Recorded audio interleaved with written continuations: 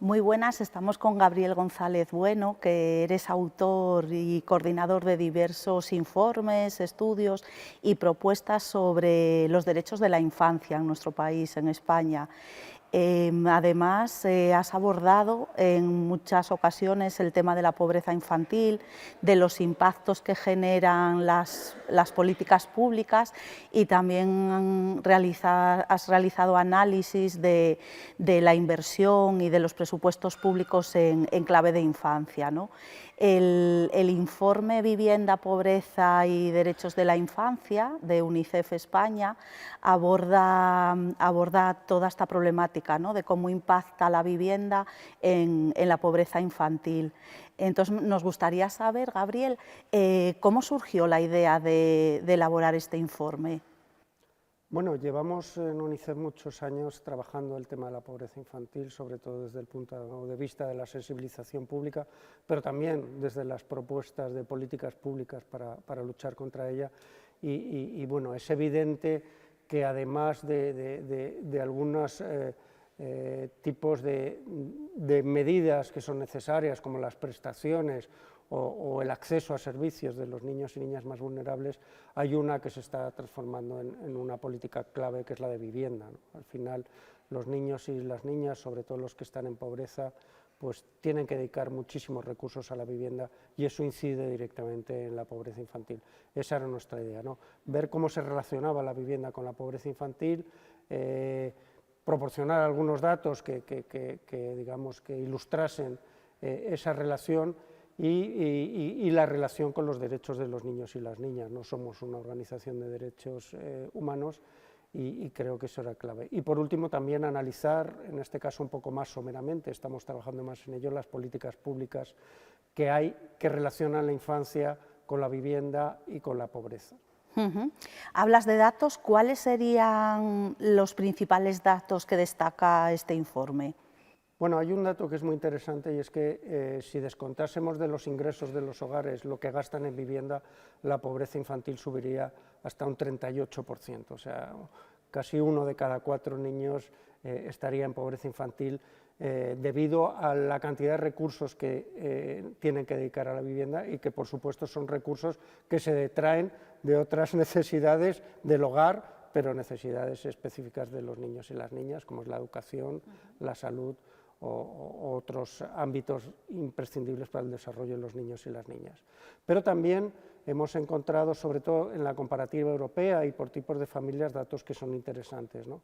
España tiene un dato de sobrecarga en los costes de la vivienda, es decir, de los hogares que dedican más de un 40% de sus ingresos a pagar la vivienda y los costes relacionados con ella, que es de un 11%, que puede no parecer mucho, pero en la comparación europea es curioso porque somos uno de los 6 países de la Unión Europea en los que esos gastos, ese índice de sobrecarga es mayor para los niños que para el resto de la población, y somos el 4.º país de la Unión Europea en el que las tasas de sobrecarga en el gasto de las viviendas y de los hogares con niños son más altas, ¿no? Entonces yo creo que eso ya ilustran ese informe y dan sentido también a un discurso que nosotros sospechábamos antes de hacer el informe, que es que los niños y las niñas están sufriendo de una manera especial, como muchos otros hogares, pero de una manera especial el problema de la vivienda. Sí, sí, desde luego. Y este informe también lo que recalca, ¿no?, es el poner en valor y difundir el derecho de todo niño, niña, adolescente, sin discriminación ninguna, a una vivienda digna y adecuada. ¿Nos podrías definir qué se considera una vivienda adecuada y además cuáles son los impactos que genera en la infancia no vivir en una vivienda adecuada?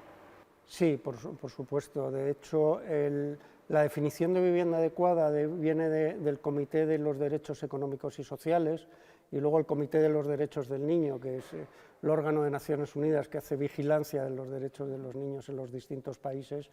Lo que hace es apropiarse de esa definición. Son 7 aspectos. En el informe nos centramos sobre todo en 4 de ellos. Uno que tiene que ver con la seguridad en la tenencia, que no quiere decir la propiedad de la vivienda, sino en cómo esos hogares disponen de cierta seguridad en donde viven y que van a continuar viviendo allí. El segundo tiene que ver con la habitabilidad, es decir, la calidad de la vivienda, una vivienda que no genere pues enfermedades o que esté en malas condiciones. Otro tiene que ver con la accesibilidad, tanto física, pero también económica y de otro tipo. Y un cuarto que tiene que ver con, bueno, pues, con la adecuación también cultural a la vivienda, que eso es un tema que quizá en España no es tan impactante, pero en otros países es clave para esto. Hay otros elementos, pero en el informe sobre todo nos centramos en estos cuatro. ¿Y cuáles serían esos impactos? Sé que ha participado en este estudio diversas organizaciones a nivel estatal que llevan a cabo proyectos y actuaciones con infancia y habéis tenido ejemplos, ¿no? Y sobre todo personal de las entidades, habéis podido detectar qué impactos genera en la infancia el no vivir en una vivienda adecuada. Sí, nosotros hemos hecho ese análisis sobre todo desde tres aspectos, pero seguramente son muchos más. Una de las conclusiones del informe, de hecho, es que al final el no acceder a una vivienda adecuada tiene impactos en prácticamente la totalidad de los derechos de los niños y las niñas, como también pasa con los adultos y con otras personas, ¿no?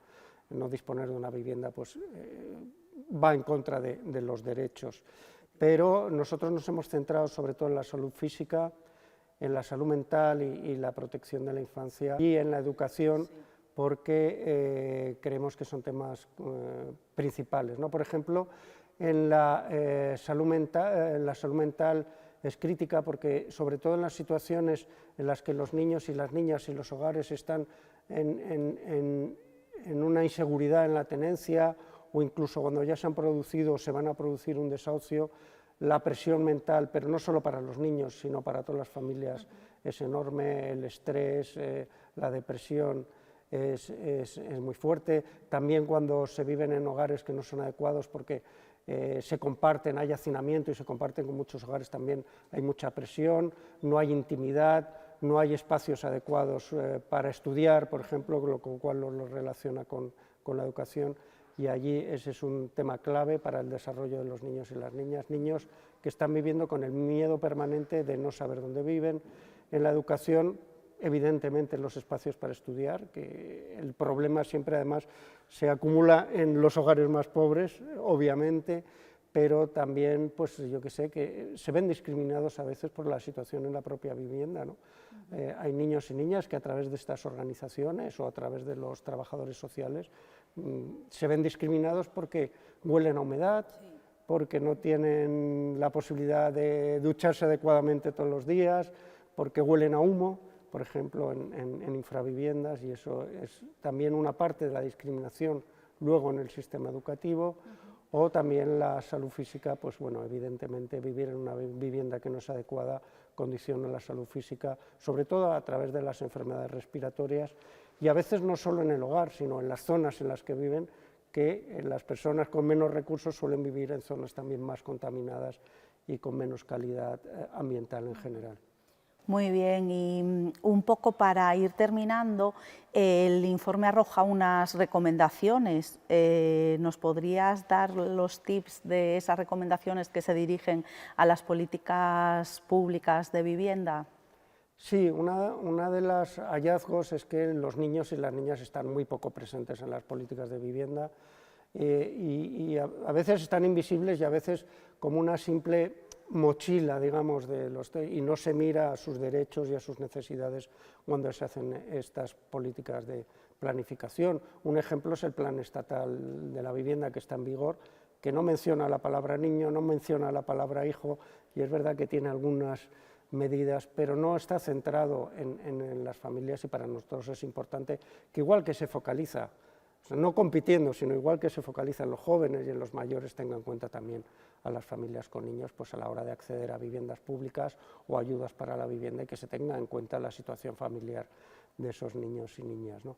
Por otro lado, creemos que hay una posibilidad importante, que es la Garantía Infantil Europea, una de cuyas patas es la vivienda, y creemos que ahí hay posibilidades también para promocionar esas políticas de vivienda con mirada a infancia, no estamos hablando de políticas de vivienda para la infancia, sino con mirada a infancia, que creo que eso es importante. Y también, bueno, yo creo que recomendaciones que compartimos prácticamente todas las organizaciones, que es la necesidad, eso es verdad que seguramente es a medio o largo plazo, de un parque de viviendas, sobre todo en alquiler, porque lo que hemos comprobado es que los hogares con niñas que están en la pobreza viven prácticamente todos en alquiler, que ese parque exista y que esté accesible para las personas más vulnerables. Muy bien, Gabriel.